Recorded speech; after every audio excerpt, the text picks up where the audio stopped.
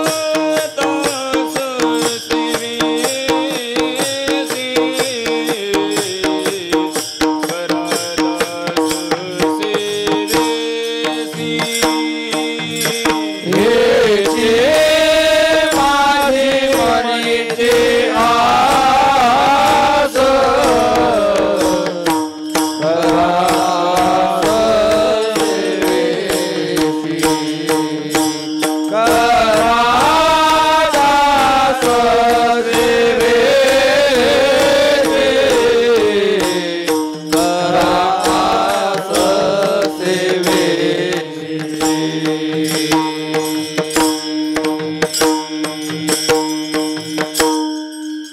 संवाता संतांचे उपकार मज निरंतर जागविती काय द्यावे यासी भावी उतराई ठेविता पायी जीव थोडा. जगद्गुरु तुकोबाराय अभंगामधून साधू संतांनी तुम्हा जीवांवरती साधकांवरती कोणकोणत्या प्रकारचे उपकार केले आणि त्याबद्दल अंतःकरणामध्ये कोणती वृत्ती धारण केली पाहिजे या प्रकारची एक मीमांसा तुकोबाराय अभंगातून प्रकट करतात.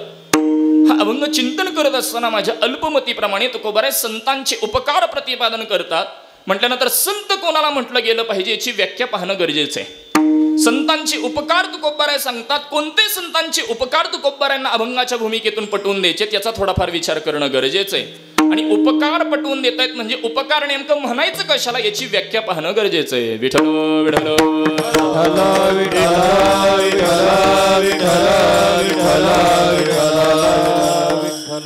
संत या पदाचा जर आपण विचार पाहू लागलो तर वाङ्मयामध्ये संत हे पद अनेकांकरता वापरलेलं पाहायला मिळतं. महाराज वाङ्मयामध्ये संतांनी काही ठिकाणी भगवत भक्तांना संत पद वापरलेले आहे. काही ठिकाणी महाराज मुमुक्षुना संत पद वापरलेले आहे. काही ठिकाणी मुक्तांना संत पद बोललं गेलेलं आहे. आणि तुम्हामांच्या कल्याणाकरता उद्धाराकरता जे अवतीर्ण होतात त्यांना देखील संत पद वापरलेलं पाहायला मिळतं. असे आपल्याला 3-4 औषधकांच्या माध्यमातून संत या पदाचा विचार पाहता येईल. आता काही ठिकाणी भगवत भक्तांना संत पद वापरलेलं आहे. याच्याकरता भक्त शिरोमणी नामदेव यांचं प्रमाण सर्वांच्या परिचयाचं आहे. ही संत मंडळी सुखी असो. मला सांगा कोणती संत मंडळी सुखी असो?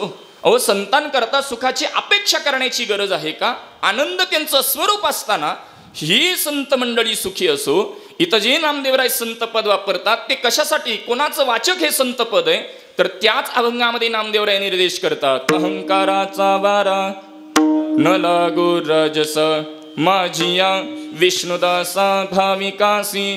जे विष्णुदास आहेत जे भाविक भक्त आहेत त्यांच्याकरता पद वापरतात. ही संत मंडळी सुखी असो म्हणजे भगवत भक्तांना संत पद वापरण्याची पद्धत वाङ्मयामध्ये.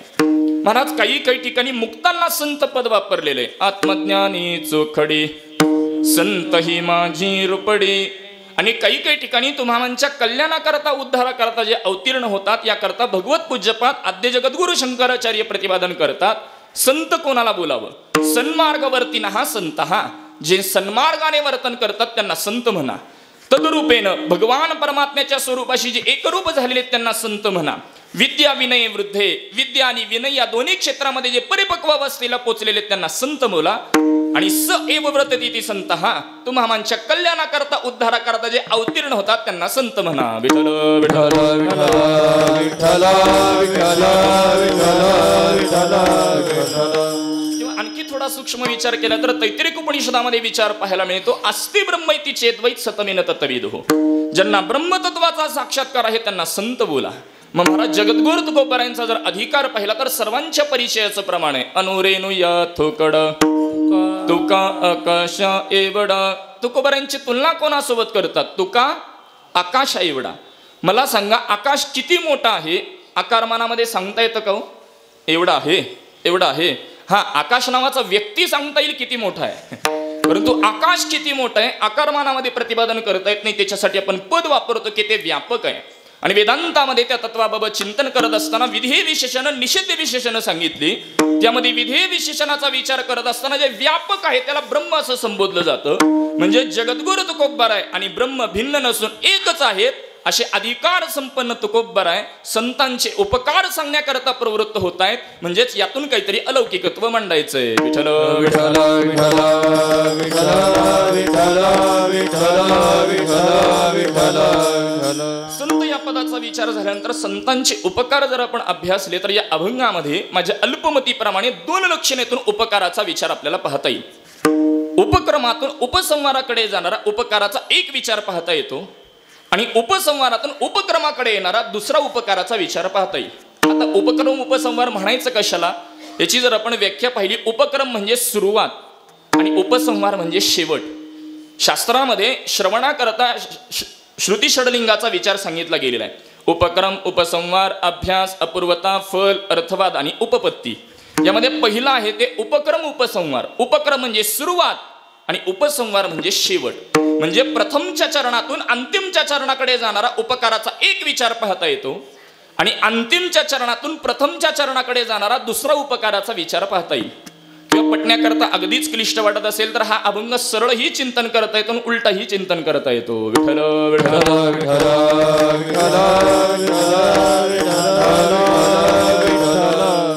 दोन लक्षणं पटवून देतो. संत महात्मे उपकार करतात म्हणजे काय तुकोबाराय बोलतात, मज निरंतर जागविती. प्रथमच्या चरणामध्ये निर्देश केलेला आहे. संत महात्मे उपकार करतात म्हणजे तुम्हाला निरंतर असं जाग करतात. बरं, जाग करून नेमकं करतात काय? तिसऱ्या चरणामध्ये सांगतात शिकविती. संत महात्मे तुम्हाला उपकार करतात म्हणजे तुम्हाला सुरुवातीला जाग करतात, जाग करून तुम्हाला शिकवतात आणि जाग करत असताना शिकवत असताना दोष विकार यांचे होणारे जे काही प्रतिबंध आहेत, अडथळे आहेत, त्यांच्यापासून काय करतात हे अंतिमच्या चरणामध्ये बोलतात, सांभाळीती. विठ्ठल विठ्ठल विठ्ठल असा उपक्रमातून उपसंहाराचा एक विचार केला. तद्वत उपसंहारातून उपक्रमाकडे म्हणजे अंतिमच्या चरणातून प्रथमच्या चरणाकडे जाणारा उपकाराचा दुसरा विचार जर आपण अभ्यासू लागलो तर संत महात्मे उपकार करतात म्हणजे ज्या पद्धतीने एखादा साधक गुरुकुलामध्ये गेला. सध्याच्या भाषेत गुरुकुल नाही समजणार, मात्र हॉस्टेल समजेल. शुद्ध मराठी लवकर कळतात त्याच्या काळात. एखादा गुरुकुलामध्ये गेला अध्ययनाकरता. आता गाथा मंदिरचे आमचे गुरुकुलातले गुरुबंधू आहेतच, गोकुळ महाराज. गुरुकुल आणखी आपल्याकडे अध्यात्मामध्ये आहेत, परंतु शहरामध्ये पटण्याकरता जर विचार आपण केला, एखादा विद्यार्थी गेला महाराज शिकण्याकरता बाहेर, तर शिक्षक मंडळी त्याचा इतका सांभाळ करतात की त्याला घरची आठवण आली नाही पाहिजे. तद्वत संत महात्मे तुम्हामांवर उपकार करतात म्हणजे तुम्हामांचा सुरुवातीला सांभाळ करतात हे अंतिमच्या चरणामध्ये बोलतात. कारण तुम्हामांना जीवदेशेचं स्मरण झालं नाही पाहिजे इतका संत महात्मे तुम्हामांचा सांभाळ करतात. अंतिमच्या चरणात तुकोबाराय बोलतात. बरं, सांभाळ करून संत महात्मे करतात काय? तिसऱ्या चरणामध्ये सांगतात शिकविती. संत महात्मे तुम्हामांवर उपकार करतात म्हणजे तुम्हामांचा सांभाळ करतात, सांभाळ करून तुम्हामांना शिकवतात. बरं, नेमकं काय शिकवतात? पहिल्या चरणामध्ये निर्देश केलेला आहे निरंतर जाग राहिला. विठ्ठल विठ्ठल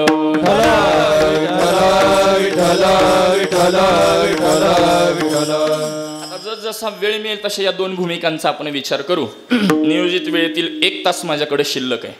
गाडी वेळेत सुटल्या कारणाने वेळेत पोहोच होईल. विठ्ठल विठ्ठल विठ्ठल विठ्ठल विठ्ठल. कारण मलाही पुढे 8 तासाचा प्रवास गाठून पंढरपूर गाठायचंय. मुद्दा एवढाच पटवून द्यायचा की संत महात्मे या दोन भूमिकेतून आपल्याला उपकाराचा विचार पाहता येईल. संतांचे उपकार आणि नेमकं उपकार म्हणायचं कशाला याची जर आपण व्याख्या पाहू लागलो तर शास्त्रामध्ये उपकार या पदामध्ये 2 प्रकारचे अवयव केलेले आहेत. उप आणि दुसरा आहे तो कार. कार म्हणजे व्यवहारातली 4 व्हीलर नाही बरं. उपकार शब्द पटण्याकरता उप हे पद ज्या ज्या शब्दांमध्ये त्याचा थोडा विचार करा. आता आपल्याकडे आपण उपनिषद अभ्यासतो. उपनिषद याची व्याख्या शास्त्रामध्ये अशी केलेली किंवा कोशामध्ये त्याचा अर्थ असा आहे. उप या शब्दाचा अर्थ केलेला आहे तो जवळ. आता उपनिषद याची जर आपण व्याख्या पाहिली, गुरु महात्म्यांच्या जवळ बसून जी विद्या संपादन केली जाते त्याला उपनिषद बोलतात. माझ्याकडे लक्ष द्या. पाहिलं का? उपनिषद कशाला म्हणतात? उप म्हणजे जवळ. गुरु महात्म्यांच्या जवळ बसून जी विद्या संपादन केली जाते त्याला उपनिषद बोलतात. किंवा हे पटायला कठीण वाटत असेल, आता आपण उपवास करतो. उपवास असेल, उपनिषद असेल किंवा उपकार असेल, या तिन्ही शब्दांमध्ये उप हे पद समान अर्थाचं आहे. आता उपवास या पदाची जर आपण व्याख्या पाहू लागलो, उप म्हणजे जवळ आणि वास म्हणजे वास्तव्य करणे. भगवंताच्या जवळ एक प्रकारे वास्तव्य करण्याचं साधन म्हणजे उपवास, अशी सरळ व्याख्या आपल्याला करता येईल. तद्वत उपकारामध्ये उप म्हणजे जवळ, कार म्हणजे करणे, जवळ करणे म्हणजे उपकार करणे. विठ्ठल विठ्ठल विठ्ठल विठ्ठल विठ्ठल विठ्ठल विठ्ठल. संत महात्मे कोणाच्या जवळ करतात तर तुम्हाला स्वस्वरूपाशी अनुसंधान करून देतात. यालाच वृत्ती प्रभाकरामध्ये अविनाभाव संबंध म्हटलं गेलं. ज्या विना जो होवे नाही ताका अविनाभाव संबंध कहे. आनंदा वाचून तो परमात्मा नाही, त्याला सोडून आनंद नाही आणि तोच आनंद रूप आहे आणि त्याच्याशी अनुसंधान संत महात्मे करून देतात. असं संत महात्मे उपकार करतात. संतांचे उपकार आणि उपकार या पदावर आपण विचार पाहिला. परंतु महाराज उपकार म्हटलं की यामध्ये 2 प्रकारची वृत्ती आहे. आता आपण प्रपंच करणारी, संसार करणारी मंडळी आहोत. संसारामध्ये प्रपंचामध्ये देखील अनेक वेळेला वाक्य ऐकायला मिळतात. पहा, आपण बोलतो महाराज या गृहस्थाला शून्यातून जे काही निर्माण करता आलं ते केवळ माझ्या उपकारामुळे निर्माण करता आलं. परंतु याला माझ्या कसल्याही उपकाराची जाणीव नाही, फार कृतघ्न मनुष्य आहे. म्हणजे एखाद्याबद्दल बोलताना आपण म्हणतो की याला उपकाराची जाणीव नाही, फार कृतघ्न मनुष्य आहे. आणि एखाद्या व्यक्तीबद्दल बोलताना म्हणतो आपण की महाराज याला केलेल्या उपकाराची जाण आहे, फार कृतज्ञ मनुष्य आहे. म्हणजे जो केलेले उपकार स्मरणामध्ये ठेवतो त्याला कृतज्ञ बोलतात, आणि जो केलेले उपकार विसरतो त्याला कृतघ्न बोलतात. महाराज शास्त्रानुसार कृतज्ञ वृत्ती ही सत्कर्माची आहे आणि कृतघ्न वृत्ती ही दुष्कर्माची आहे. पटवून देतो, लक्ष द्या. शास्त्रामध्ये 3 प्रकारचं पाप सांगितलं गेलेलं आहे. कायिक पाप, वाचिक पाप आणि मानसिक पाप. कायिकामध्ये 3 प्रकार, वाचिकामध्ये 4 प्रकार आणि मानसिकामध्ये पुन्हा 3 प्रकारच्या पापाचं वर्गीकरण आहे. कायिक म्हणजे शरीराकडून घडणारी 3 पापं कोणती? चोरी, जारी आणि हिंसा ही कायिक म्हणजे शरीराकडून घडणारी 3 पापं आहेत. वाचिक 4 पापं म्हणजे वाणीकडून घडणारी 4 पापं. कठोर बोलणं, कुटीर बोलणं, असत्य बोलणं आणि असंबंधित बोलणं ही वाचिक 4 पापं आहेत. आणि मानसिकामध्ये पुन्हा 3 प्रकारच्या पापाचं वर्गीकरण आहे. परद्रव्य ध्यान, अहित चिंतन आणि वृथा अभिमान. अशा 10 प्रकारचं पातक मनुष्याकडून दररोज घडतं. आणखी पुढे जाऊन वर्गवारी केली तर शास्त्रामध्ये पाप, उपपाप, अतिपाप आणि महापाप अशा 4 लक्षणं आहेत. यामध्ये अंतिम जे महापाप आहे यात पुन्हा 5 लक्षणं आहेत. ब्रह्महत्या, सुरापान, गुरुदारागमन, सुवर्णाची चोरी आणि या 4गांची जो संगत करतो असा 5वा महापापी. केले पाप जेने दिले अनुमोदन, दोघासी पतन सारिखेची. एखादा दुष्कर्म करतो आणि केवळ दुसरा त्याला अनुमोदन देतो तर तो देखील महापापी आहे. म्हणजे पापाची वर्गवारी पहा शास्त्रामध्ये किती आहे. याच्या पुढे जाऊन थोडंसं बोलायचं झालं, श्री गुरुदेवांच्या मुखातून श्रवणात आलेलं आहे. या पृथ्वी तलावर म्हणे भगवंताने 3.5 कोटी प्रकारची तीर्थ निर्माण केलेली आहेत. 3.5 कोटी तीर्थ कशा करता निर्माण केली? 3.5 कोटी प्रकारची पापं आहेत, त्याच्या निवृत्ती करता 3.5 कोटी प्रकारची तीर्थ आहे. महाराज 3.5 कोटी प्रकारचं पाप राहतं कुठं? आपल्या शरीरावर 3.5 कोटी प्रकारचे रोम आहेत. शंका पडत असेल तर मोजून पहा, तासभर वेळ आहे आपल्याकडे. 3.5 कोटी प्रकारचे रोम आहेत. एक छिद्रामध्ये एक प्रकारचं पाप राहतं. म्हणून तीर्थामध्ये स्नानाकरता बुडी घेण्याची पद्धत आहे.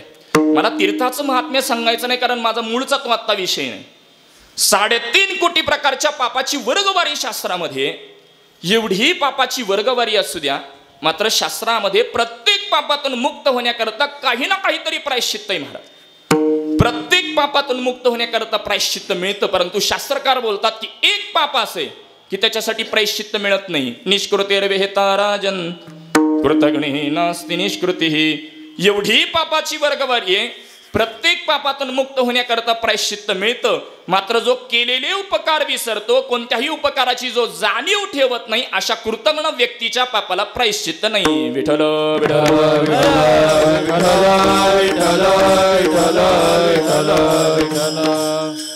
आपण कृतज्ञ असलं पाहिजे का कृतघ्न असलं पाहिजे?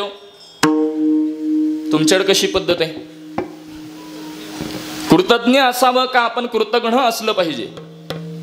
आपण आपल्यावरती झालेले उपकार स्मरणात ठेवावेत का आपल्या झालेले अपकार, आपल्यावरती झालेले अपमान आपण स्मरणात ठेवावे? इकडं माहीतच नाही का? का जेवण जास्त झालं? उपकार स्मरणात ठेवावे की अपमान? उपकार ठेवावे. पण आपण ठेवतो काय? अपमान ठेवतो. सर्वांच्या चरणी नतमस्तक होऊन माफी मागून बोलतो. सध्या आपण प्रपंचातला, संसारातला मान अपमान लक्षात ठेवतो, यात नवल नाही. समजलं का? वाक्य पूर्ण करू. महाराज आपण सध्याच्या प्रवाहात प्रपंचातला, संसारातला मान अपमान लक्षात ठेवतो, नाही यात नवल नाही महाराज. तो मान अपमान आता परमार्थातही आला. वास्तविक परमार्थामध्ये मान अपमानाला जागाच नाही, कारण परमार्थ हा केवळ आणि केवळ भक्ती करताय. तरी पटण्याकरता उदाहरण देतो, कोणाला बोलणं हेतू नाही. महाराज या गावात गेल्यानंतर आम्हाला चाल दिली नव्हती, येऊ दे आमच्या गावात. विठ्ठल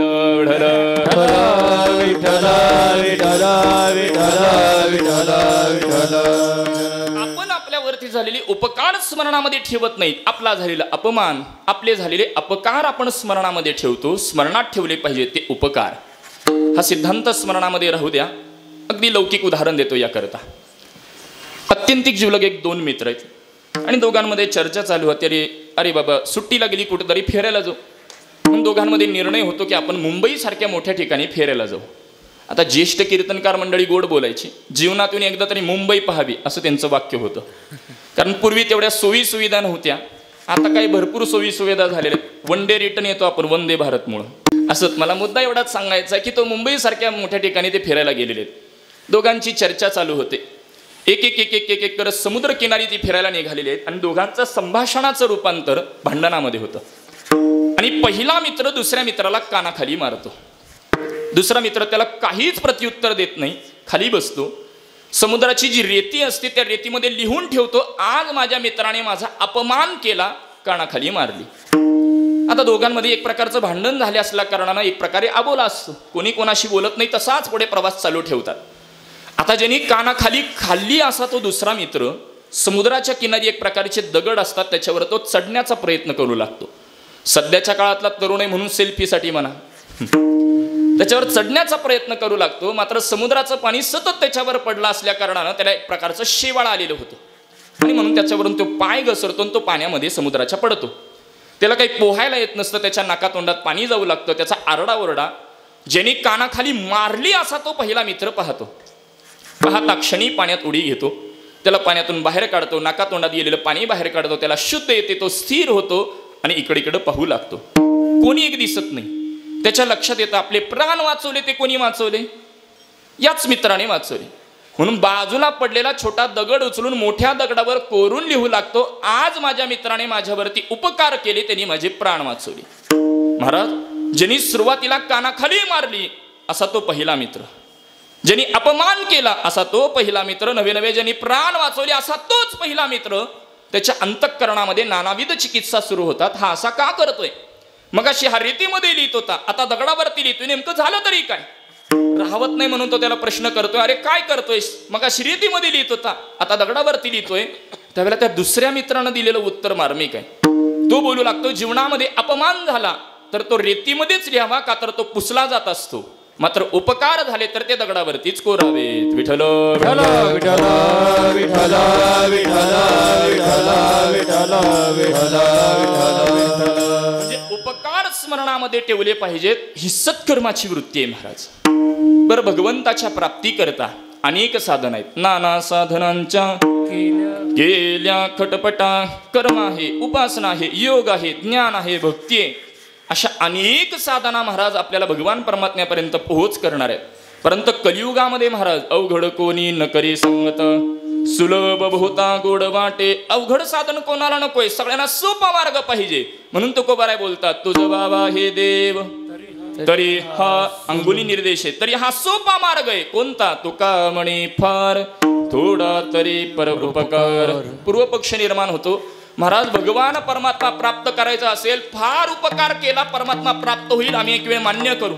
थोडा तरी पर उपकार, थोडा उपकार करावा आणि परमात्मा प्राप्त व्हावा, एवढा परमात्मा सोपा आहे का?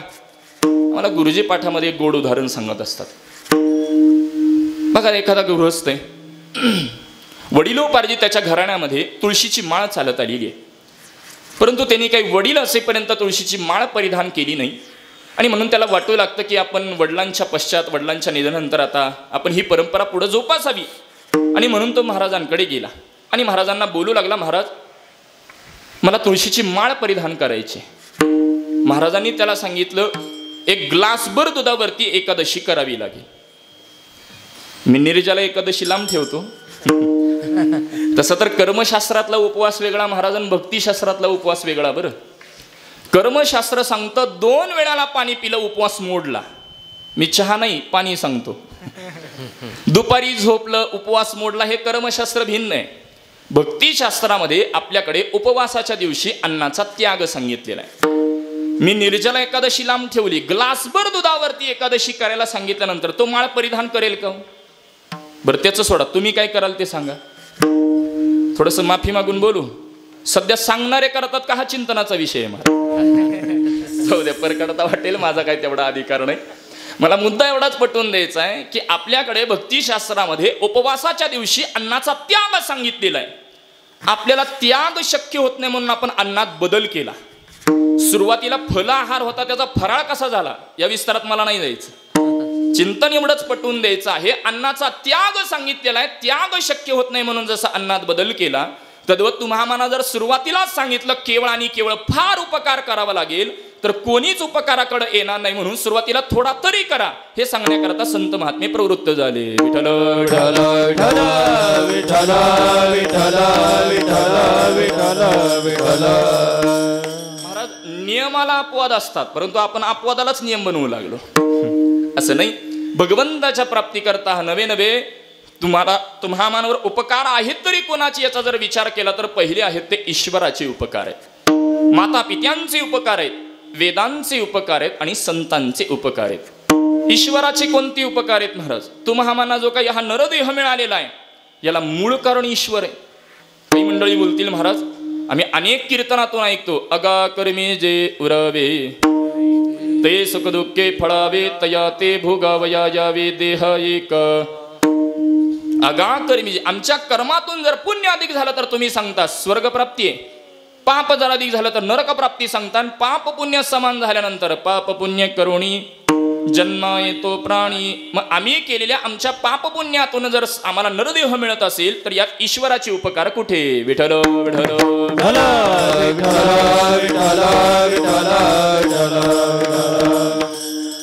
महाराज, थोडासा जर आपण याचा विचार करू लागलो तर आम्हाला गुरुजी पाठात असं उदाहरण द्यायचे. पूर्वी पहा आपल्याकडे चुली असायच्या म्हणू का आहेत म्हणू, ग्रामीण भागात आणखी संस्कृती आहे. आता चुलीमध्ये अग्नी जर प्रज्वलित करायचा असेल तर त्याच्याकरता लाकडांचा उपयोग केला जायचा. शेतकरी मंडळी शेतातून तोडून आणायचे. शहरामध्ये ते काही मिळायचं नाही म्हणून एका ठिकाणी मिळायचं, त्याला आमच्याकडे पंढरपुरात लाकडी अड्डा असं म्हणतात. आता तिथं महाराज पूर्वी तराजू असायचे, आता डिजिटल काटेत, पूर्वी तराजू होते मोठे. तराजूच्या एका पारड्यात 10 किलोचा भला मोठा दगड आहे आणि दुसऱ्या पारड्यामध्ये दगडांचा चाराचूर आहे. मला सांगायची बरोबरी तुलना होते का? भला मोठा 10 किलोचा दगड आणि दगडांचा चाराचुराची बरोबरी नाही होऊ शकत.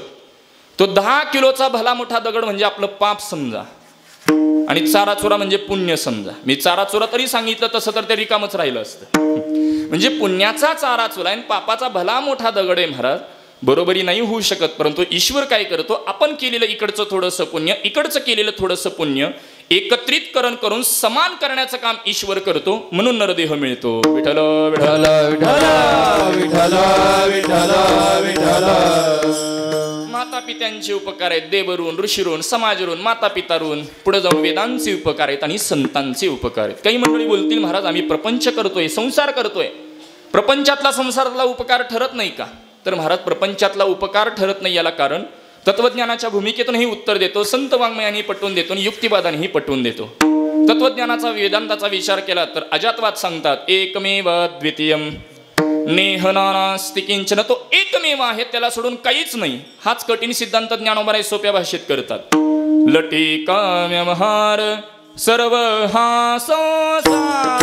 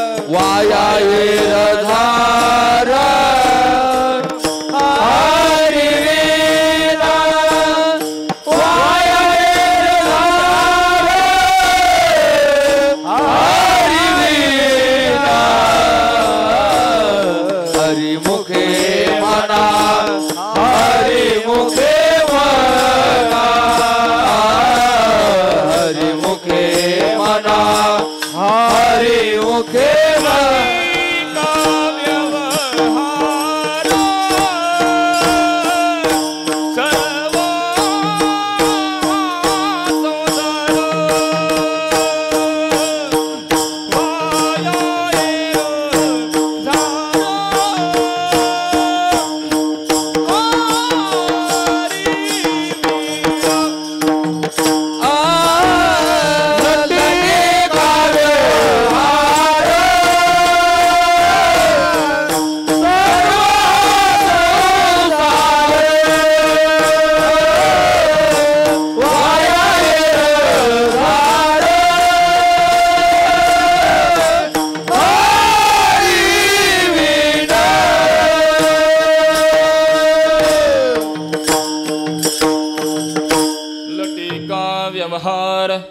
सर्व हा संसार. लटिका जुना शब्द आहे, जुनी मंडळी बोलतात पहा. आणखी महाराज त्यांच्या बोलण्याकडे लक्ष देऊ नका बरं, तो लटक बोलतो. लटक याचा अर्थ आहे असत्य म्हणजे खोटा. अहो संसाराचं जर स्वरूपच खोटा असेल, त्यात केला जाणारा उपकार काही सत्य असेल.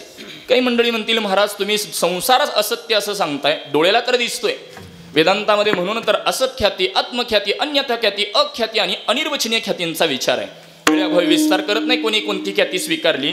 अनिर्वचनीय ख्यातीचा विचार केला तर या प्रपंचाला सतही म्हणता येत नाही, असतही म्हणता येत नाही. सत असत विलक्षण असलेला हा प्रपंच म्हणून प्रपंचातला उपकार ठरत नाही. ही तत्वज्ञानाची भूमिका आहे.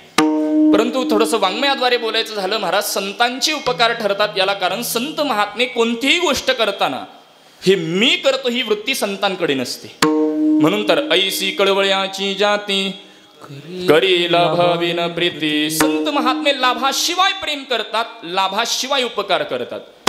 तुम्ही आम्ही लग्नात आहेर का करतो? आपल्या लग्नात त्यांनी डबल केला पाहिजे बस. याला उपकार नाही म्हणत महाराज. फार फार तर सहकार्य किंवा मदत म्हणा, प्रपंचातला उपकार ठरत नाही. पहिलं लक्षण मी ही वृत्ती जागी असते. दुसरं लक्षण थोडंसं बोलायचं झालं, आपण बहुश्रुत असाल, सर्वांनी श्रवणातही आला असेल बऱ्याच जणांच्या. आपल्याकडे आता आपण गायी सांभाळतो, त्या गायी म्हशींच्या दुधाकरता आपण कोणत्याही धातूचं भांडं वापरतो. शास्त्रकार बोलतात मात्र एक दूध असे त्याच्याकरता सुवर्ण म्हणजे सोनं या धातूचं भांडं लागतं, ते म्हणजे वाघिणीचं दूध आहे. शंका वाटत असेल तर घेऊन या. आत्ताच्या काळात शक्य नाही महाराज, त्यावेळेला शक्य होतं धर्मवीर छत्रपती संभाजीराजांना. आता आपण वडापावर राहणारी मंडळी आहे. मुद्दा एवढाच पटवून द्यायचा आहे, वाघिणीचं दूध जर आपल्यात सामावून घ्यायचं असेल तर त्याच्याकरता पात्रता, योग्यता केवळ सुवर्ण म्हणजे सोनं या धातूकडे. नाही आम्ही महाराज दुसऱ्या धातूचं भांडं घेऊन जाऊ, महाराज ते दूध त्यामध्ये राहत नाही, ते छेदून निघून जातं. म्हणजेच वाघिणीचं दूध आपल्यात सामावून घेण्याची पात्रता केवळ सोनं या धातूमध्ये, इतर धातूमध्ये ज्या पद्धतीने राहतच नाही. तद्वत उपकार घडतात ते केवळ परमार्थात आणि करतात ते केवळ संत महात्मेच, प्रपंचात ते होतच नाही. विठ्ठल विठ्ठल विठ्ठल विठ्ठल विठ्ठल विठ्ठल विठ्ठल. महाराज संतांचेच उपकार जगत कल्याणार्थ का ठरतात? कारण संतांकडे महाराज ऐश्वर्य संपन्नता आहे. आता ऐश्वर्य संपन्नता बरीच मंडळी म्हणतील महाराज जगद्गुरु तुकोबारायांचे जीवनचरित्र जर अभ्यासलं तर बऱ्याच वेळेला श्रवणात येतं की तुकोबारायांच्या घरातून पौर्णिमेचा चंद्र दिसायचा आणि तुम्ही तर सांगता ऐश्वर्य संपन्नता संतांकडे. महाराज संतांकडचं ऐश्वर्य हे लौकिकामध्ये नसतं. संत महात्मे भक्तिप्रेमाने ओतप्रोत भरलेले आहेत, भक्तीने ऐश्वर्य संपन्न असणारे संत आहेत. आम्हा घरी धन शब्दाचीच रत्ने, शब्दाचीच शस्त्रे यत्ने करू. संतांकडचं धन, संतांकडचं जे काही ऐश्वर्य लौकिकामध्ये नाही, भक्तिप्रेमाने ओतप्रोत भरलेले संत महात्मे, आणि म्हणून संतांचे उपकार जगत कल्याणार्थ ठरतात. दुसरं लक्षण महाराज संतांकडं ज्ञान आहे.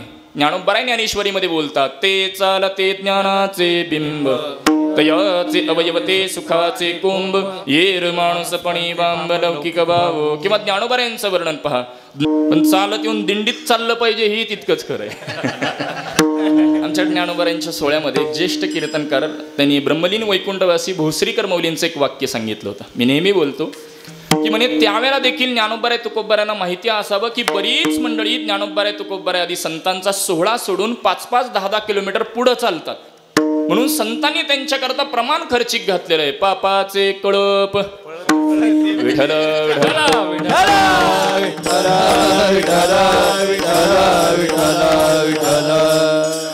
महाराज ज्ञानोबराय तुकोबाराय आदी संतांची कृपा एवढी मोठी आहे.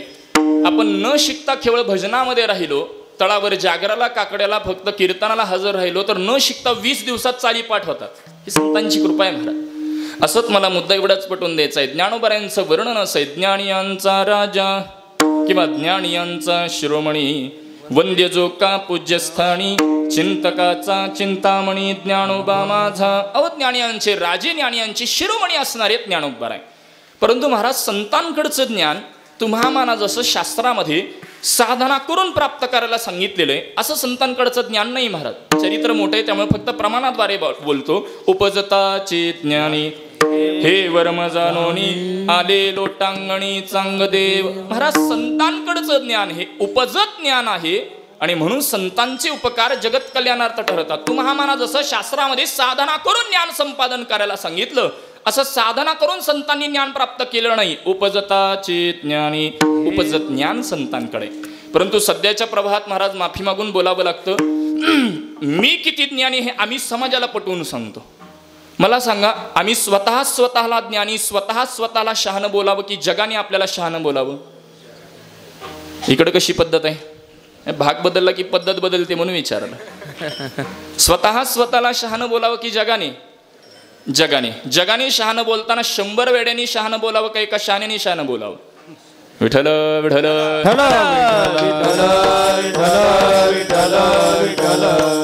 शास्त्रकार चिंतन मानतात. संपूर्ण कुंभो न करोति शब्दम अर्धो घटो घोषमुपैति नूनम विद्वान कुनीनु न करोति गर्वम जल्पंती मूढांस्तु गुणिर्विहीना. दृष्टांत दिलेला आहे. संपूर्ण कुंभ, कुंभ म्हणजे एखादी पाण्याची घागर आहे असं समजा. ती पाण्याची घागर संपूर्ण पाण्याने भरते, आवाज करते का? न करोति शब्दम. मात्र तीच घागर अर्धवट भरू द्या, अर्धवट भरलेली घागर लगेचच खळखळ खळखळ आवाज करते.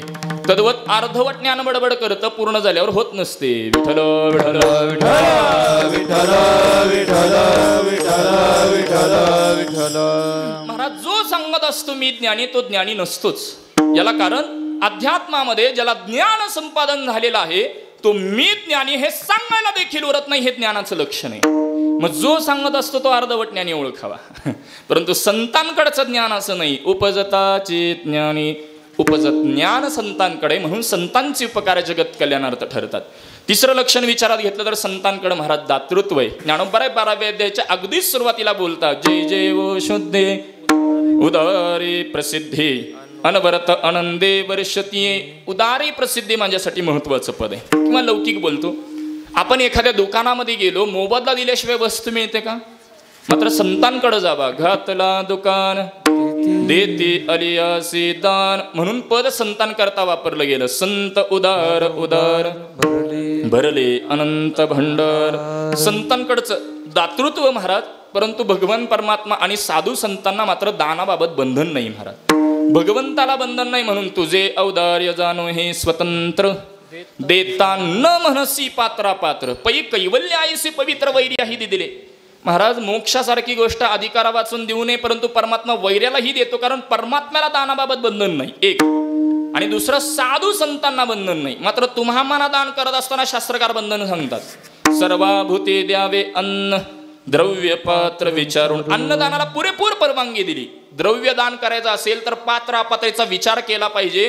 कुपात्री दान घडलं तर दारिद्र्य येतं असं शास्त्रकार बोलतात. पात्रा पात्र विचारोस्ते धेनुपन्न गयोरिवह तृणा संजायते क्षीरम क्षीरात संजायते विषम. दृष्टांत असा दिलेला आहे. तृण म्हणजे एखादी गवताची पेंडी आहे. ती जर आपण एखाद्या गायीला दिली तर गायी माघारी काय देते हो? पवित्र असं दूध देते. याला सत्पात्री दान म्हणा.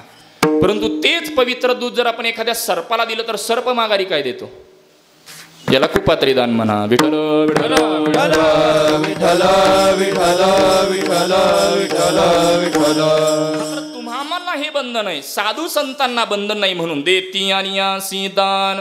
आणि म्हणून दातृत्व या लक्षणे देखील संत महात्मे परिपूर्ण आहेत. आणि अंतिम लक्षण संतांकडे निरपेक्ष वृत्ती आहे.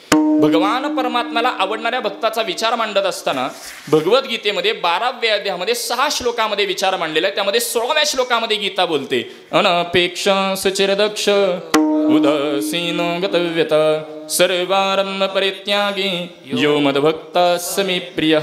भगवंताला कोणता भक्त प्रिय? अनपेक्षा यो मद्भक्ता समी प्रिय. तुकोबाराय बोलतात, भक्त ऐसे जण जे देही उदास गेली आशा पाशनिवर. ज्याची मागणी संपली याला भक्त म्हणणारे तुकोबाराय. किंवा निरपेक्ष वृत्ती बोलायचं झालं तर जगद्गुरु तुकोबारायांचं जीवनचरित्र अभ्यासा. तुकोबारायन ज्या वेळेला परमात्म्याकडे गेलेले तर भगवान परमात्मा तुकोबारायांना मागा मागा म्हणून आग्रह करतात. त्यावेळेला तुकोबाराय काय मागतात? मागणे ते सरे ऐसे करी देवा. माझी मागणीच संपू द्या, हीच मला मागणी द्या. याला म्हणतात निरपेक्ष वृत्ती. विठ्ठल विठ्ठल विठ्ठल विठ्ठल विठ्ठल विठ्ठल विठ्ठल. महाराज संतांकडे महाराजांकडे ऐश्वर्य संपन्नता, ज्ञान, दातृत्व आणि निरपेक्ष या चार नव्हे अशा अनेक लक्षणाने संत महात्मे परिपूर्ण आहेत आणि म्हणून संतांचे उपकार जगत कल्याणार्थ ठरतात. परंतु कोणते संतांचे उपकार आहेत महाराज? अगणित आहेत. थोडंसं पटवून दे झालं. शास्त्रामध्ये पंचविषयाचं चिंतन आहे. शब्द, स्पर्श, रूप, रस, गंध या पंचविषयाची उत्पत्ती पंचमहाभूतांच्या तमोगुणांपासून आहे. कोण कोणापासून निर्माण झाला फक्त निर्देश करून पुढे निघून जातो. शब्द हा आकाशापासून, स्पर्श वायूपासून, रूप तेजापासून, रस जलापासून आणि गंध पृथ्वीपासून निर्माण झाला. आता या विषयांचं वर्णन करत असताना महाराज या विषयामध्ये एक एक प्राण्यांनी एक एक विषय आत्मसात केला तर तो शेवटी अधोगतीला जातो असं चरित्र आपल्याकडे पाहायला मिळतं. नवे नवे थोडासा पुढे जाऊन बोलायचं झालं, विषयांचा उपभोग घेतल्यानंतरचा परिणाम लांब आहे. विषयांचं किंचित स्मरण जरी केलं तर भगवद्गीता त्याचं चिंतन सांगते. ध्यायतो विषयान् पुंसा संगस्ते सुपजायते संगा संजायते कामात कामात क्रोधो विजायते क्रोधात भवति सम्मोहा सम्मोहा श्रुती विभ्रमात बुद्धिनाशो बुद्धिनाशात प्रणश्यती नश्यती नाही प्रणश्यती. विषयांचं किंचित स्मरण जरी केलं तर मनुष्य प्रेतवत होतो. म्हणून तर वेदांतामध्ये 3 प्रकार केलेत विषयानंदामध्ये. प्रिय आनंद, मोद आनंद आणि प्रमोद आनंद. वास्तविक आनंद लौकिका येत नाही, प्रवाहानुसार बोलावा लागतो. व्याख्या सांगतो, निर्देश करून दृष्टांत देऊन पटवून देतो. प्रिय आनंद कशाला म्हणावं? विषयाचं दर्शन याला प्रिय आनंद म्हणतात. विषयाची प्राप्ती याला मोद आनंद म्हणतात आणि विषयाचा उपभोग याला प्रमोद आनंद म्हटलं गेलं. पटवून देतो. आता कीर्तन झाल्यानंतर रात्री जागर असतो, परंतु आता तो शब्द लोप पावला, कारण जागर असतो तो रात्रभर असतो महाराज. कारण कीर्तन झाल्यावर जी मंडळी उभारतात ती सकाळी काकडा करूनच खाली बसतात, याला जागर म्हणतात. आणखी ज्ञानोबारायांच्या सोहळ्यामध्ये फड परंपरेने आपल्याला जागर पाहायला मिळतात. परंतु आत्ताच्या प्रभात ते शक्य होत नाही, म्हणून त्याचं रूपांतर आपण 2 तासाच्या भजनावर आलं. आता कीर्तनानंतर ते 2 तासाचं भजन जर व्यवस्थित चालायचं असेल तर संयोजक मंडळीने त्या भजनी मंडळाच्या समोरून फक्त चहाचं भांड न्यायचं. मी विनोद नाही, मला सिद्धांत पटवून द्यायचा आहे. चहाचं भांड दिसणं, विषयाचं दर्शन याला प्रिय आनंद बोला. चहाचा कप आपल्या हातामध्ये आला, विषयाची प्राप्ती याला मोद आनंद म्हणा. आणि चहा पिणं चालू झालं, विषयाचा उपभोग याला प्रमोद आनंद बोला. विठ्ठल विठ्ठल विठ्ठल विठ्ठल विठ्ठल विठ्ठल. महाराज विषयांचा उपभोग घेतल्यानंतरचा परिणाम लांब आहे. स्मरण केलं तरी आणि तरीही आपण विषयात अडकतो. महाराज हे विषय कसे ज्ञानोबाराय बोलतात. हे विषय तरी कैसे रोहिणीचे जड जैसे का स्वप्नीचे भासे भद्र जाती किंवा विषयाचे समसुख बेगडाचे बाहुली अभराची सावली जैल रे. 2 दृष्टांत दिलेत. विषयाचे समसुख बेगडाची बाहुली अभराची सावली. मोठा विचार आहे. प्रत्येक जण महाराज आपण नवे नवे महाराजांनी प्रश्न केलेला आहे. विषय ओडी भोलने विषय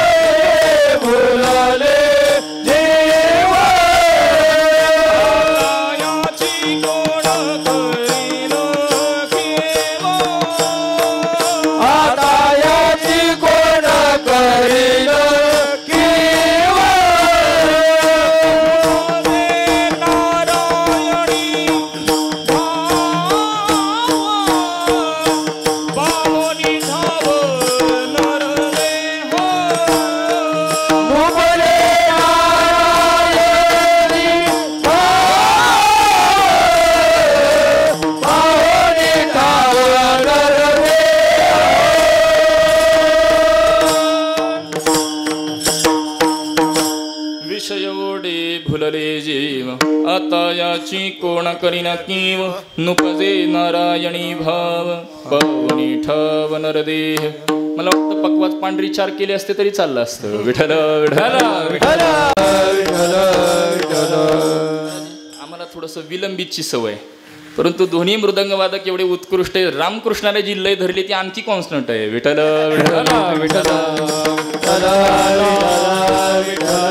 विठ्ठल. असो विषय ओढी भुलले जीव आता याची कोण करीना कीव नुपजे नारायणी भाव पवनी ठव नरदेह. महाराज या विषयामध्ये आपण गुरफटून पडतो. बरं महाराज, तुम्हामांचा विचार सोडून द्या. महाभारतामध्ये असं चरित्र आहे, व्यासमुनी सिद्धांत प्रकट करत असतात. लिखाणाचं काम जैमिनी ऋषी करत असतात. व्यासमुनी सिद्धांत प्रकट करतात. बलवान इंद्रियोग्रामः विद्वान समपि कर्षति. म्हणजे कितीही मोठा विद्वान असेल, ज्ञानी असेल, त्याला स्वतःची इंद्रिय आवरता येत नाही. तो विषयांपासून अलिप्त राहू शकत नाही.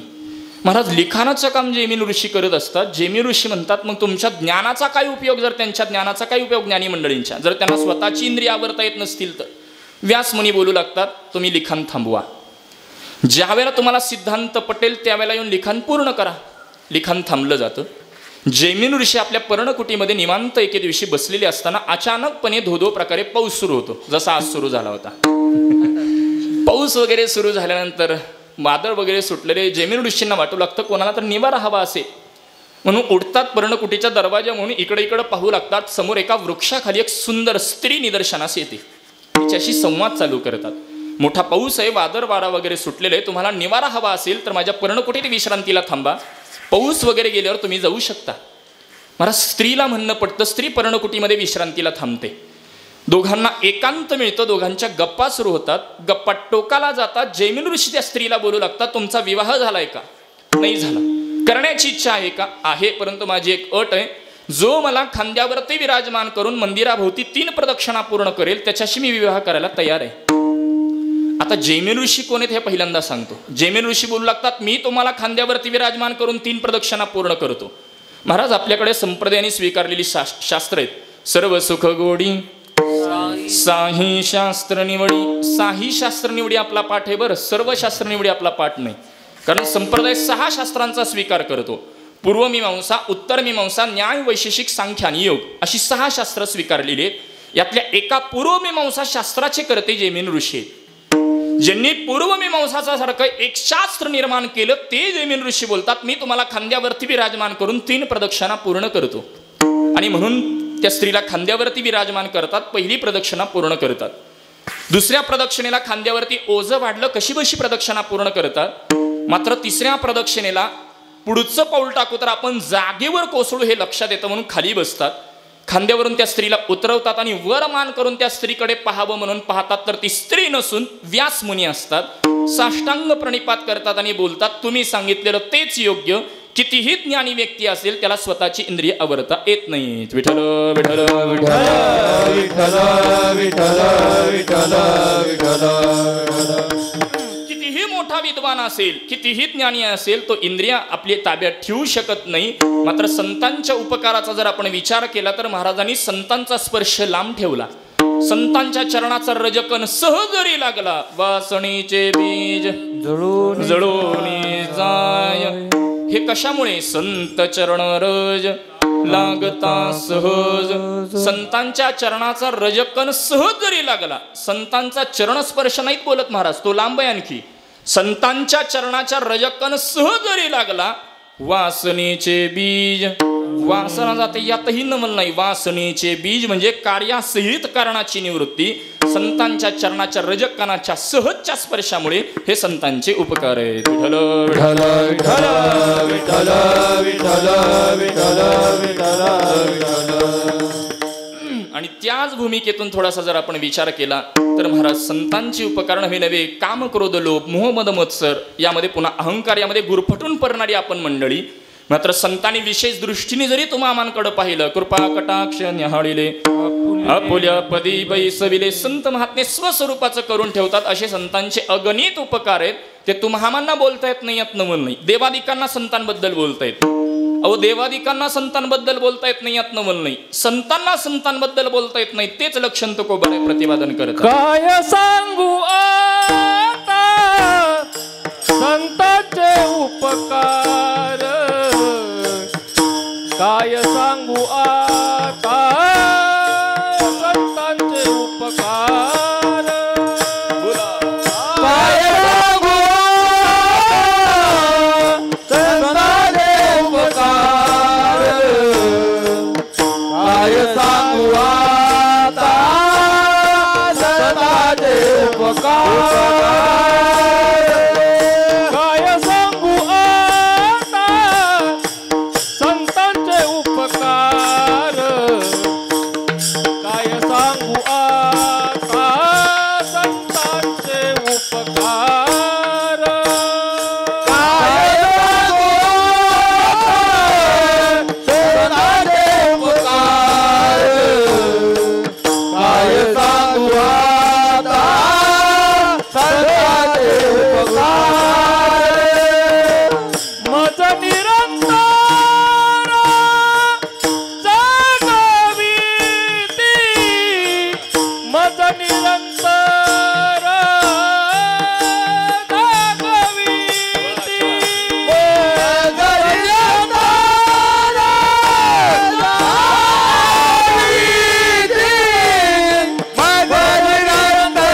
निरंतर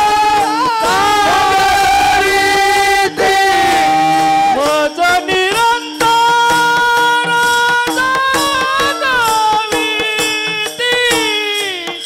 मज निरंतर जागविती मज निरंतर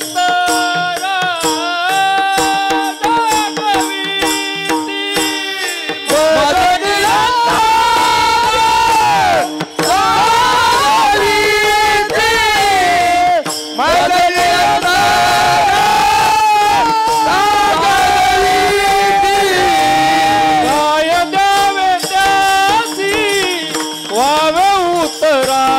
जागविती मज काय द्यावे त्यासी व्हावे उतराई काय द्यावे त्यासी व्हावे उतराई काय द्यावे त्यासी व्हावे उतराई काय द्यावे त्यासी व्हावे उतराई काय द्यावे त्यासी व्हावे उतराई काय द्यावे त्यासी व्हावे उतराई काय द्यावे त्यासी व्हावे उतराई काय द्यावे त्यासी काय सांगू आता संतांचे उपकार काय सांगू आता संतांचे उपकार काय सांगू आता संतांचे उपकार काय सांगू आता संतांचे उपकार मज निरंतर जागविती मज निरंतर जागविती मज निरंतर जागविती मज निरंतर जागविती काय सांगू आता संतांचे उपकार मज निरंतर जगविती काय द्यावे यासी भावे उतराई ठेवित पायी जीव थोडा जे वारीत चालतात त्यांच्याकडून अशा चाली ऐकायला मिळतात विठ्ठल विठ्ठल विठ्ठल विठ्ठल विठ्ठल पारंपरिक अगदी गोड चाल लावली बरं काय सांगू आता तुकोबार आहे पद वापरतात काय सांगू म्हणतात अनिर्वाच्यवाचक काय आहे यात विस्तार करत नाही याला कारण महाराज काय बोलावं संतांकरता कारण बोलण्याकरता शब्द लागतात आणि शब्दाकरता चतुष्टय प्रवृत्ती आहे जाती गुण क्रिया आणि भेद आणि संत महात्मे याच्याही अतीत असल्या कारणाने शाब्दिकाचे काम नाही येथे किंवा नाही आता कसाही पाठ असेल संतांचं शब्दात वर्णन करता येत नाही एक लक्षण आणि दुसरं लक्षण महाराज पारमार्थिक सत्तेमध्ये अनुभूती असते अनुवाद करता येत नाही जिचा तिन्ही काळामध्ये कशानेच मिथ्यात्म निश्चय होत नाही त्याला पारमार्थिक सत्ता बोलतात पटवून देतो आम्हाला गुरुजी पाठात उदाहरण सांगत असतात परराष्ट्रातला एक गृहस्थ आहे आणि तो आपल्या भारत हा कृषी प्रधान देश आहे म्हणून गावोगावी सर्वे करण्याकरता तो आपल्या देशामध्ये आलेला आहे. एका रस्त्यावरून जात असताना एक शेतकरी एका कठड्यावर ऊस खाताना त्याला निदर्शनास येतो म्हणून गाडीतून उतरतो, शेतकऱ्याजवळ जाऊन त्याला विचारणा करतो, तुम्ही काय खातात? आता आपल्यातला लहानातलाही लहान सांगतो याला ऊस म्हणतात, परंतु त्याला यातलं काही नॉलेज नसतं. तो त्याला पहिला प्रश्न करतो, काय खातात? तो सांगतो याला ऊस बोलतात. तो त्याला दुसरा प्रश्न करतो, किती खाणार तुम्ही आता हा? तो सांगतो एवढा तेवढा काहीतरी तो उत्तर देतो. तो त्याला तिसरा प्रश्न करतो, हा लागतो कसा? तो सांगतो गोड लागतो. तो चौथा प्रश्न करतो, किती गोड लागतो? इकडे ऊस आहे की नाही? पण ऊसाची साखर तरी डायबिटीज झाली तरी खातो आपण. महाराजांचं प्रमाण आहे, साखर दिसे पर गोडी न दिसे ती काय वेगळी असे. किंवा आता चालू झाला आपल्याकडे सीझन, आमचे तीर्थरूप बोलत असतात, आंब्याची गोडी चाखणाऱ्याला की पाहणाऱ्याला? चाखणाऱ्याला. परंतु आंबा किती गोड आहे हे शब्दात सांगता येतं का? अहो विकणारा सुद्धा म्हणतो डेमो घेऊन पहा. म्हणजे आंब्याची गोडी ऊसाची गोडी असेल तो अनुभव घेण्याचा विषय, किती गोड हे जसं शब्दात सांगता येत नाही तद्वत संतांचे उपकार हा अनुभव घेण्याचा विषय, शब्दात वर्णन करता येत नाही म्हणून तुकोबाराय बोलतात. काय सांगू आता? विठ्ठल विठ्ठल विठ्ठल विठ्ठल विठ्ठल विठ्ठल विठ्ठल. परंतु कल्पना करा, एक साधक महाराजांकडे गेला, महाराजांना बोलू लागला, महाराज तुमच्याशिवाय आम्हाला उपकार कळणार तरी कसे? कारण संतांबद्दल बोलायचं असेल तर तो एक परमात्मा आणि दुसरे आहेत ते संत महात्मे.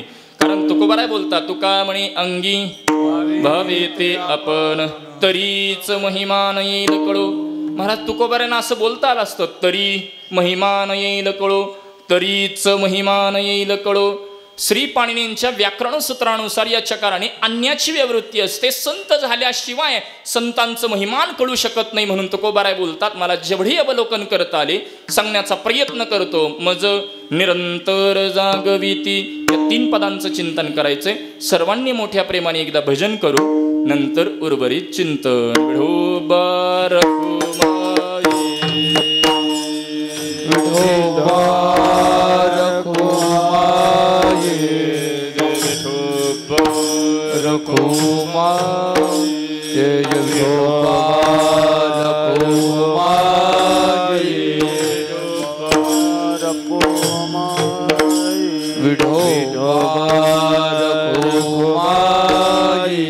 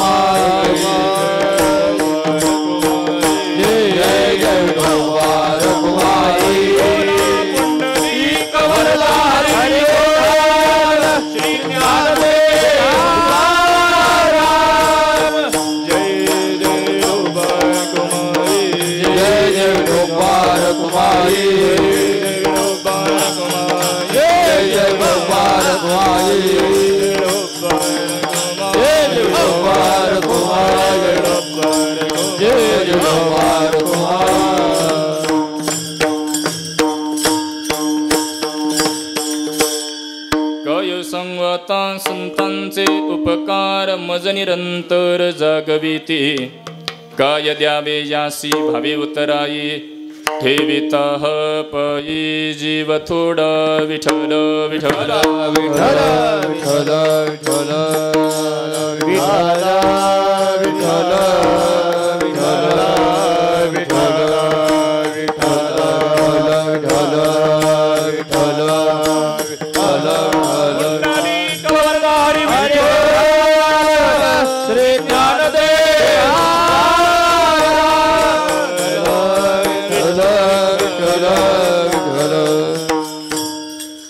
काय सांगता संतांचे उपकार मज निरंतर जागविते काय द्यावे यासी भावी उतराई ठेविता हा पायी जीव थोडा.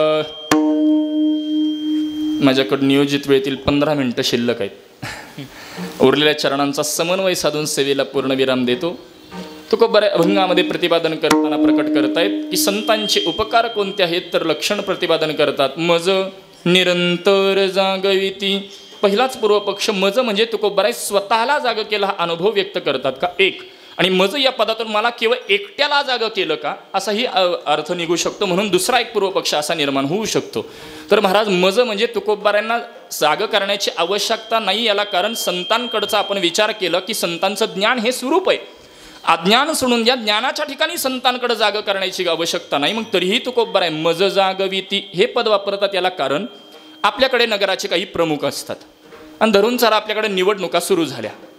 निवडणुका सुरू झाल्याबरोबर भाषणामध्ये जोरजोरात बोलत असतात. आम्हा शेतकऱ्यांकरता या या सोयी सुविधा मिळाल्या पाहिजेत, आम्हा शेतकऱ्यांकरता या या योजना राबवल्या पाहिजेत. मला सांगा, जोरजोरात भाषणात बोलतात आम्हा शेतकऱ्यांना, परंतु ते कधी शेतात जातात? तुमच्याकडे जातात का?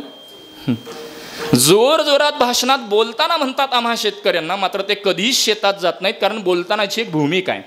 तद्वत तुकोबारायांना या अभंगामध्ये तुम्हा जीवांना साधकांना संत महात्मे जाग करतात हे सांगायचंय, मात्र बोलतानाची भूमिका आहे मज जागविती. विठ्ठल विठ्ठल विठ्ठल विठ्ठल विठ्ठल विठ्ठल विठ्ठल.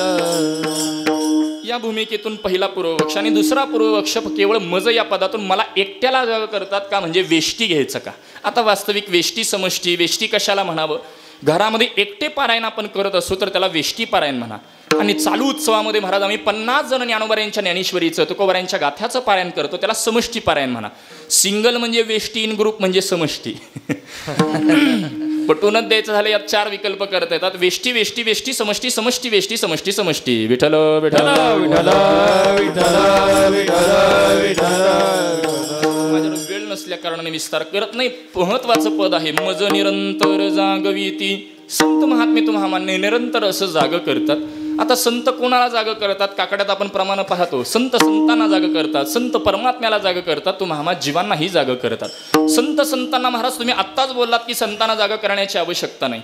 महाराज ज्यांच्या कुशीमध्ये आपलं गाव बसलेले असे निवृत्तीनाथ महाराज. निवृत्तीनाथ महाराजांच्या नावातच त्यांचा अर्थ आहे नि अधिक वृत्ती ती निवृत्ती. जी कधीच आपल्या वृत्तीवर येत नसत, सतत स्वमहिमेमध्ये राहणारी निवृत्तीनाथ दादा.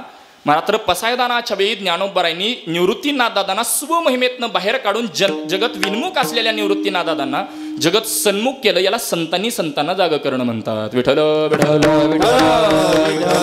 विठ्ठल.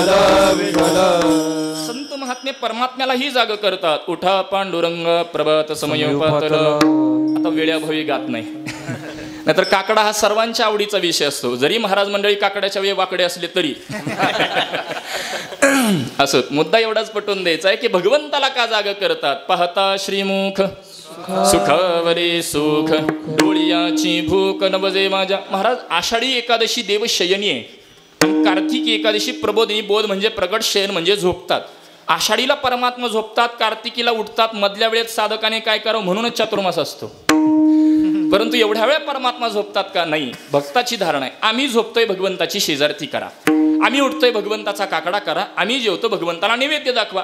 सोहळ्यात एक ज्येष्ठ कीर्तनकार बोलले होते, खरंच भगवंताने नैवेद्य खाल्ला असता तर राशन कार्डवर नाव टाकायला आपण कमी केलं नसतं.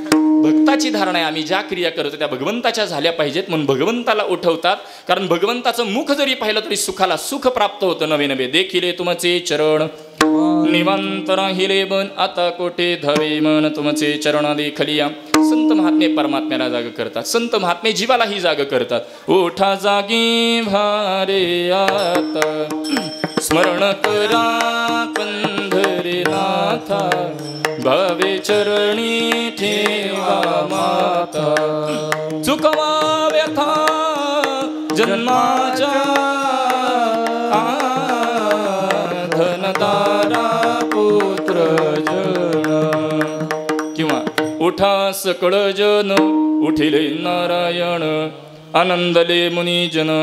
तीही लोक करा जय जयकार वाद्यांचा गजर. फडावर एक चाल गातात महाराज. गात जाग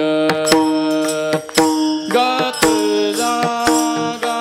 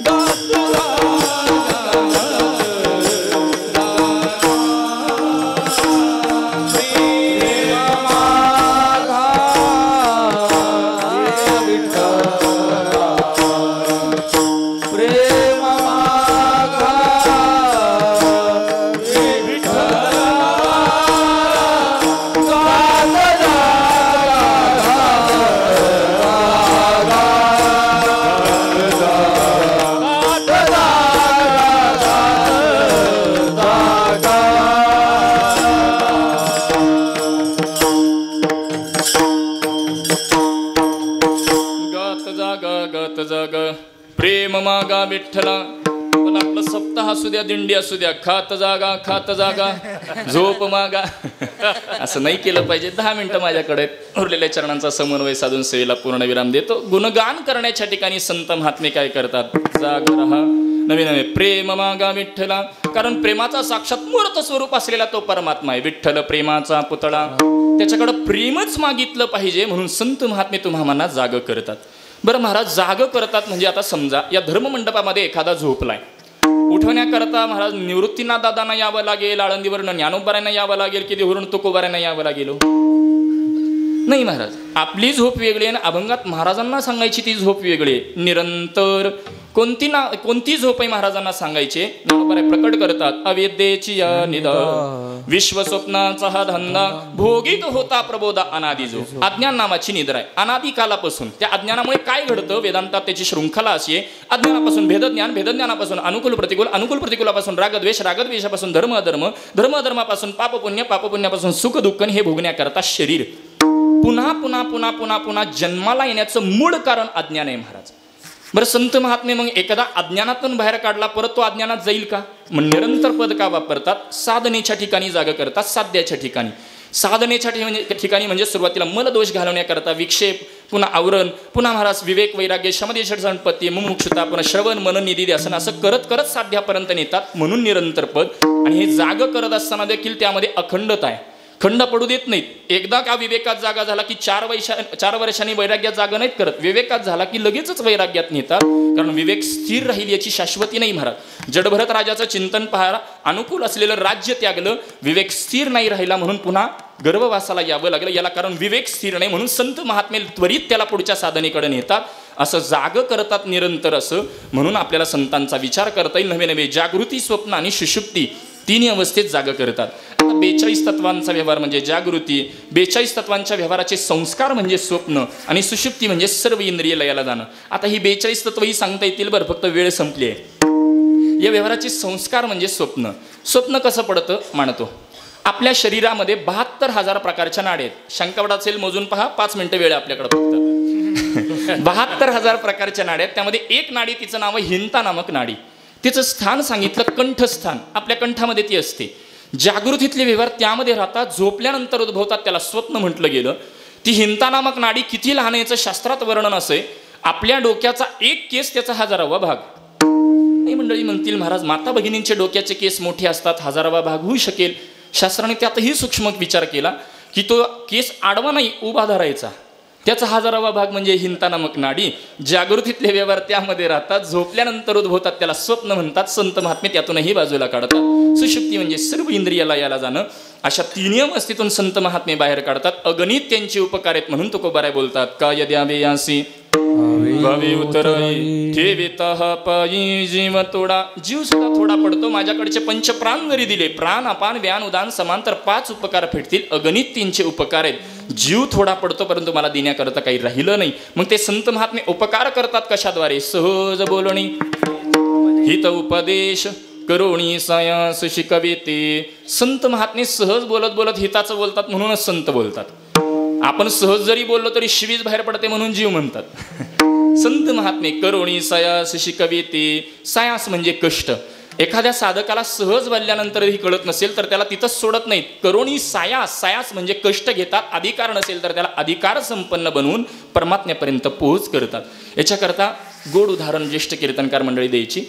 बघा, पूर्वी कबूतर पाळण्याची एक पद्धत होती. एखादा गृहस्थ कबूतर पाळतोय आणि त्यांना स्वातंत्र्य देखील दिलं जायचं विहार करण्याचं, आणि त्यानुसार तो त्यांना स्वातंत्र्य दिलेलं आहे. सगळी कबूतर इकडे इकडे विहार करू लागतात, मात्र त्यातलं एक कबूतर वायरवर बराच वेळ बसलेला तो पाहतो, म्हणून खाली पडलेला एक दगड उचलून त्याला मारू लागतो. हे दृश्य रस्त्याने जाणारा तिसरा गृहस्थ पाहतो आणि तो त्याच्याजवळ येतो आणि बोलू लागतो, अरे बाबा, तो त्याला स्वातंत्र्य दिलंय, तो बसलाय, बसू दे, तू त्याला कशा करता उठवतो. त्यावेळेला तो कबूतर पाळणारा बोलू लागतो, निसर्गाचा नियम असा आहे की हे पक्षी त्यांच्या मूळ घरापासून जर बराच वेळ लांब राहिले तर त्यांच्या मूळ घराचा त्यांना विसर पडत असतो. ती कबूतर दुसरं कोण नाही, आपणच आहे. अनेक जन्म झाली केवळ प्रपंच करत बसलेली आपण मंडळी. म्हणून संत महात्मे तो महामानवर कष्ट घेऊन शिकवतात. कल्पना अविद्या तेने झाला जीव. अरे तुला जीव असलेली कल्पना झालेली आहे, मूळचं जे स्वरूप आहे तुझं ते सच्चिदानंद हे तुझं आमांचं घर आहे. एवढे संत महात्मे कष्ट का घेतात, त्यांचा संबंध तुकोबाराय बोलतात. तुका म्हणे वत्स चालेल, तुका म्हणे वत्स धेनू एक चित्ती तैसे मज येते सांभाळीत. ज्या पद्धतीने एखाद्या वत्साचा सांभाळ धेनू एखाद्या वासराचा सांभाळ गाय करते, तद्वत तुम्हा जीवांचा साधकाचा सांभाळ संत महात्मे करतात. म्हणून तुकोबाराय बोलतात, का यद्यावे यासी. यासी आणि त्यासी मध्ये परोक्ष अपरोक्षाचा विचार करता येईल, वेळाभावी विस्तार करत नाही. काय दिल्यानंतर यांच्या उपकारातून उतराई होईल. ठेवेतः पायी जीव थोडं. अभंगाचं सार एवढंच की तुकोबाराय अभंगामध्ये कृतज्ञ वृत्ती ठेवतायत. आपण ही तीच ठेवली पाहिजे. याला कारण भगवान परमात्मा जर आपल्या भक्ताबद्दल कृतज्ञ भाव ठेवत असतील तर तुम्ही आम्ही जीवांनी भगवंताबद्दल, साधू संतांबद्दल, देशाबद्दल, धर्माबद्दल, माता पित्यांबद्दल कृतज्ञ एकच वृत्ती ठेवली पाहिजे. अंतिम रामायणातला प्रसंग मांडून सेवेला पूर्णविराम देतो. प्रभू रामचंद्र एके दिवशी भटकंती करतायत आणि भटकंती करत असताना प्रभू रामचंद्रांना तहान लागली आहे. आता तहान लागली असल्या कारणाने पाण्याच्या शोधात भटकंती करतात. हे दृश्य एक मोर पाहतो आणि मोर प्रभू रामचंद्रांजवळ जाऊन मनुष्यवाणीने बोलू लागतो, प्रभू तुम्हाला कशाची आवश्यकता आहे. प्रभू बोलतात, मला तहान लागलेली, मी पाण्याच्या शोधामध्ये भटकंती करतोय. असं बोलल्याबरोबर प्रभूंना मोर बोलू लागतो की प्रभू मला हात नसल्या कारणाने मी तुम्हाला पाणी आणून देऊ शकत नाही, मात्र माझ्याबरोबर सरोवरावरती चला, मी तुम्हाला सरोवराची वाट दाखवतो. आता प्रभू रामचंद्रांना म्हणणं पडतं.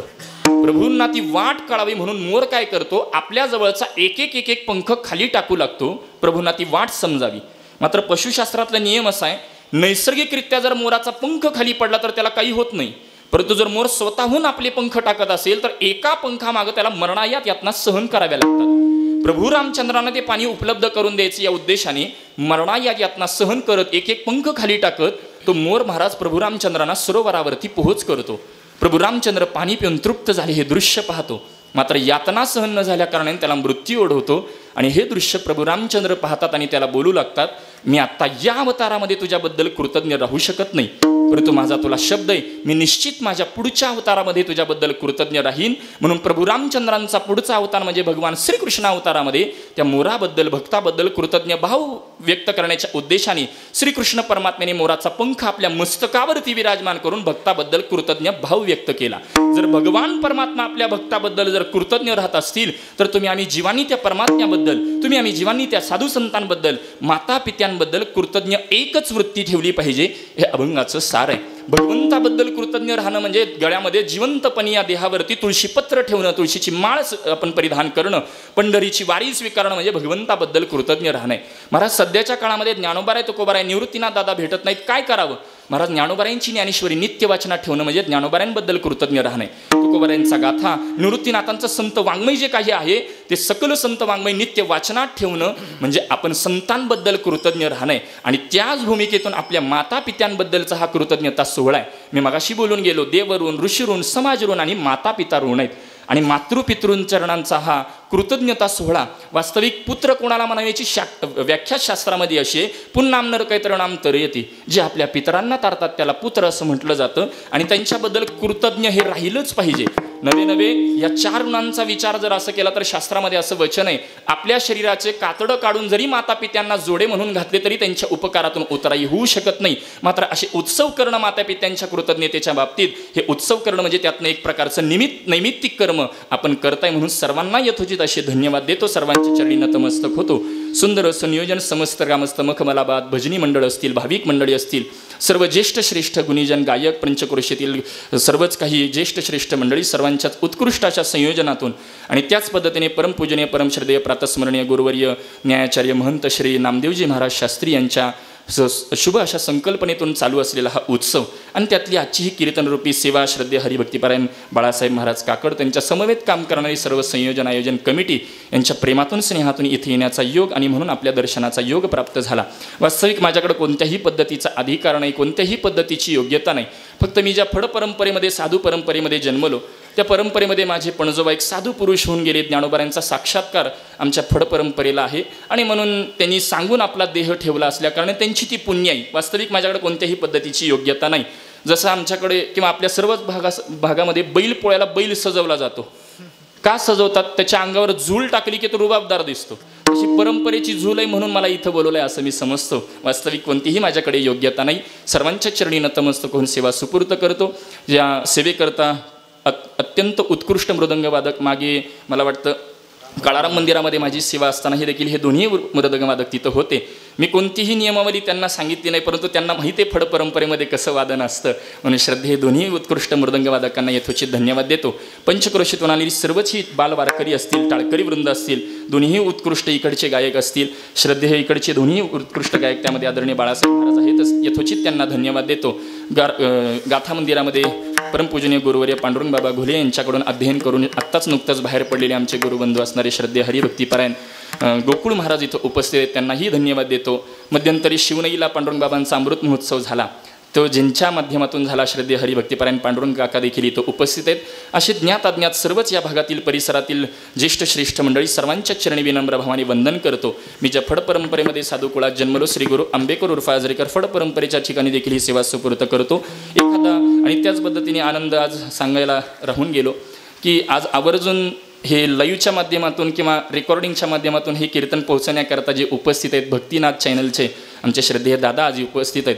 आणि वास्तविक त्यांचा आज आवर्जून उल्लेख म्हणजे त्यांचा आज जन्मदिन आहे आणि जन्मदिनाच्या करता आज ते आवर्जून महाराज कीर्तन सेवा मध्यंतरी कामोठ्याला मुंबई परिसरामध्ये माझी सेवा असताना तिथं आले होते, परंतु काहीतरी वायर वगैरे किंवा काहीतरी एक सामान आणण्याकरता जे बाहेर गेले ते ट्रॅफिकमध्ये अडकून पोहोचले नाहीत. म्हणून आज आवर्जून फोन करून ते माझ्याकरता इथं आलेले आहेत, म्हणून यथोचित अशी त्यांना श्रद्धेय दादांना देखील मी धन्यवाद देतो आणि सर्वांच्या चरणी ही सेवा नतमस्तक होऊन सुपूर्त करतो. एखादा जर अपशब्द गेला असेल तर माझ्या बुद्धीचा दोष समजावा. पायाच्या प्रसादे काही बोलिलो विनोदे, मज क्षमा करणे संते, नोहे अंगभूतयुक्ती, नोहे हा उपदेश, तुमचे बडी बडेलो शेष, तुमच्या कृपेचे पोसणी, जन्मोजन्मी तुका म्हणे ज्ञानोबा माऊली तुकाराम. ज्ञानोबा माऊली तुकाराम, ज्ञानोबा माऊली तुकाराम, ज्ञानोबा माऊली तुकाराम, ज्ञानोबा ज्ञानोबा ज्ञानोबा ज्ञानोबा माऊली तुकाराम, ज्ञानोबा ज्ञानोबा ज्ञानोबा ज्ञानोबा माऊली तुकाराम, ज्ञानोबा ज्ञानोबा ज्ञानोबा ज्ञानोबा माऊली तुकाराम, ज्ञानोबा ज्ञानोबा ज्ञानोबा ज्ञानोबा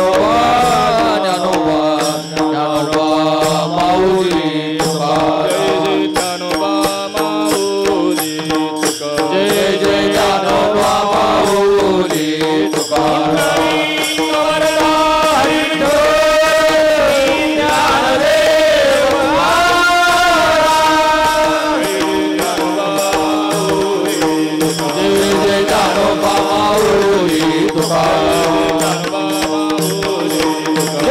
ज्ञानोबा माऊली तुकाराम, जय जय ज्ञानोबा माऊली तुकाराम.